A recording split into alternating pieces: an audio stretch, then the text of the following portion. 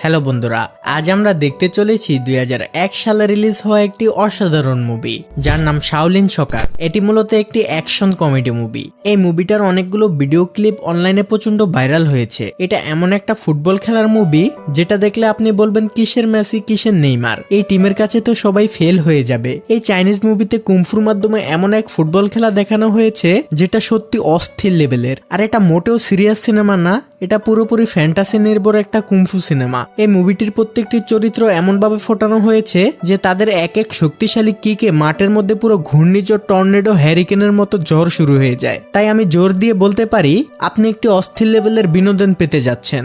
তাহলে চলুন ঘুরে আসি ভয়ঙ্কর এক ফুটবল খেলার গল্প থেকে।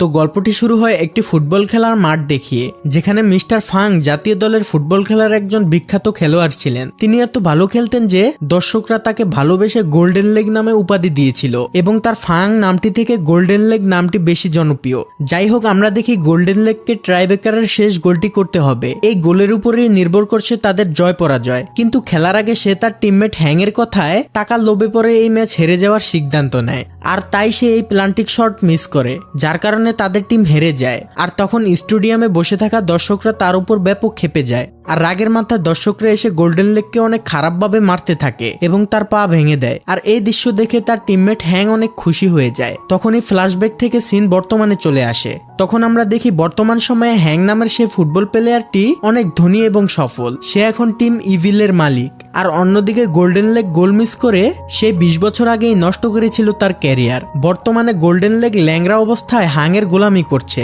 হাং গত 20 বছর ধরে গোল্ডেন লেগকে আশায় রেখেছে যে সে তাকে কোচ বানাবে। তো আজ যখন গোল্ডেন লেগ তাকে বলে আমি কোচ হতে চাই, আমি এখন পুরোপুরি রেডি, তখন হাং তাকে বলে আমার কোচের প্রয়োজন নেই। আর তুই কিভাবে ভাবিস তোর মতো ল্যাংড়াকে আমি আমার দলের কোচ বানাবো? তোর কাছে এখন একটা ভুঁড়ি ছাড়া আর কিছুই নেই। এগুলো বলে সে তাকে চলে যেতে বলে। তখন গোল্ডেন লেগ বলে আজ আমার এমন পরিস্থিতির জন্য তুমিই দায়ী। তুমি বলেছিলে ওই গোলটি যেন আমি না করি, কারণ তুমি আমাকে প্রমিস করেছিলে ওই গোলটি না করলে আমাকে একটি ভালো পজিশনে নিয়ে যাবে। তোমার কারণেই আমি আমার একটি পা হারিয়েছি। আর এই কথা শুনে হাং হাসতে হাসতে বলে তোর এসব কথা এখন আর কেউই বিশ্বাস করবে না। আর তাছাড়া সেদিন তোর পা আমার লোকেরাই ভেঙেছিল, কোনো দর্শকরা ভাঙেনি। তখন গোল্ডেন লেগ তার ভুল বুঝতে পারে এবং মন খারাপ করে সেখান থেকে চলে আসে। নিজের দুঃখ বলতে সে মাল পানি খেয়ে যেখানে সেখানে ঘুরে বেড়ায়। হঠাৎ একদিন রাস্তা দিয়ে যাওয়ার সময় সে টিভিতে ফুটবল খেলা দেখতে পায় এবং সে খেলাটি দাঁড়িয়ে দেখতে থাকে। তখন তার পেছন থেকে একজন বলে ওদের কিক মারার কৌশলটি ভুল, পায়ের জোর কম। তখন গোল্ডেন লেগ পিছনে তাকায় এবং একটি ছেলেকে দেখতে পায় যে প্লাস্টিকের ব্যাগের উপর এক্সারসাইজ করছিল। তখন গোল্ডেন লেগ তার কাছে এসে